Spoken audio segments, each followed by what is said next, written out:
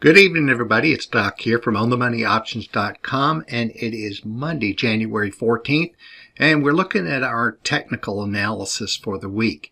Now, this is option expiration week. Options will be expiring at the end of this week, so there are some different things that go on, but we're going to focus again on the overall market. The first thing I wanted to look at is to see where the money has been moving this past month in the sector analysis.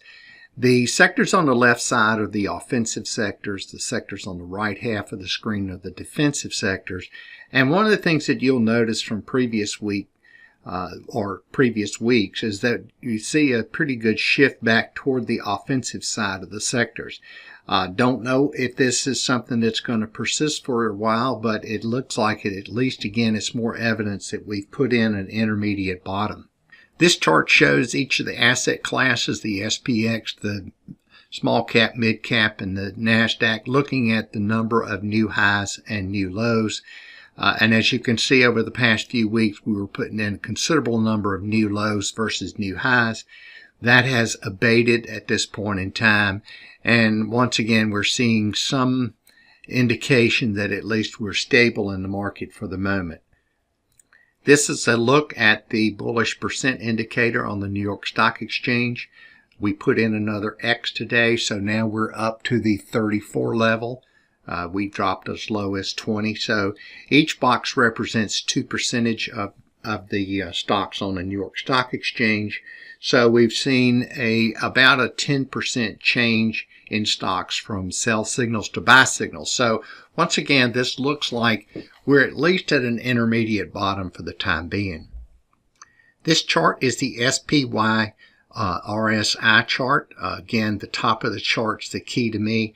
I won't be comfortable that we maybe move back into a bullish mode until we see the RSI move back above the 50 level. As you can see today, it is at 44.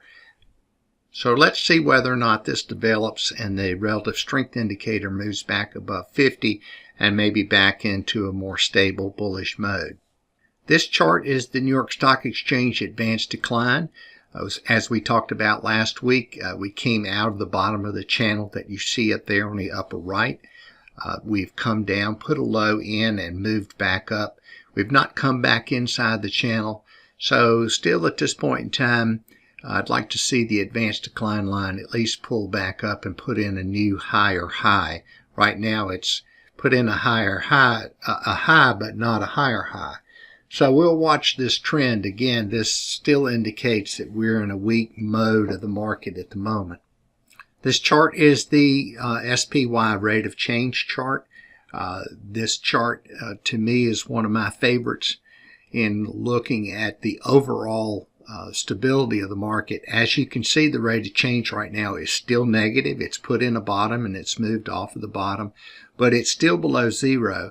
And I don't think we're out of the woods yet for any long-term move up in the market until we see this back in positive territory. So this is one that I'm going to be watching very closely.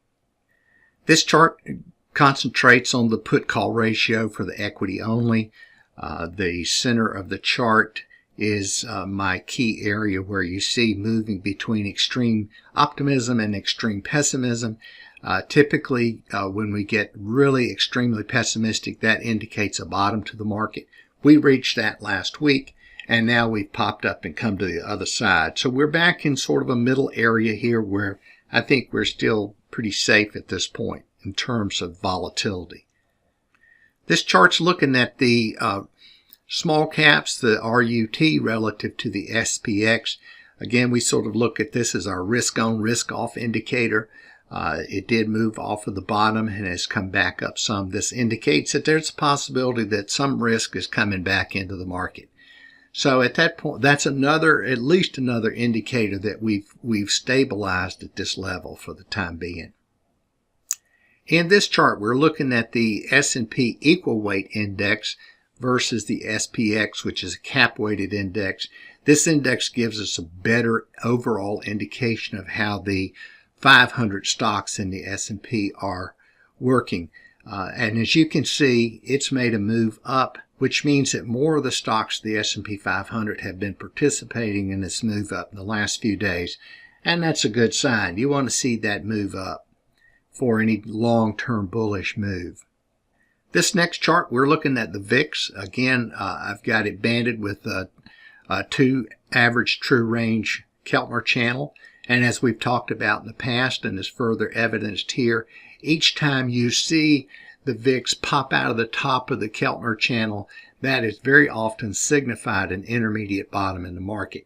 That's indicated with the red arrows that I've put, and as you can see, we've seen it time and time again that this works pretty good. So this is a decent indicator that you need to keep an eye on. In this chart, we're taking a quick look at the Dow Theory. The Dow Theory would suggest that if the industrials have put in a low and moved back up, that you want that confirmed with the same type of action in transportation. And as you can see, the industrials, the red line, the black line is the transportation. They've put in lower highs each and have turned back up. So they do confirm at least one another that we've put in an intermediate bottom at this point. Now, I thought I'd throw this chart in because there's so much politics going on. I put this in last year right after the presidential election. This is a 4-year presidential cycle. The green arrows that you see are the midterm elections, and very often, again, they indicate an intermediate bottom. And the 3rd year of a presidency is usually the best year in a 4-year cycle, and then the last year is typically the worst. So we're in a position where that last green arrow suggests we're off at an intermediate bottom. So we'll see what happens from this point forward. I thought I'd throw this chart in today for you to look at. This is something I look at. It's a little bit hard to explain. Basically, what I'm looking at is the relationship between the 200-day moving average of the stocks above their 200-day moving average and the 50-day moving average. Basically, I don't want to see any blue.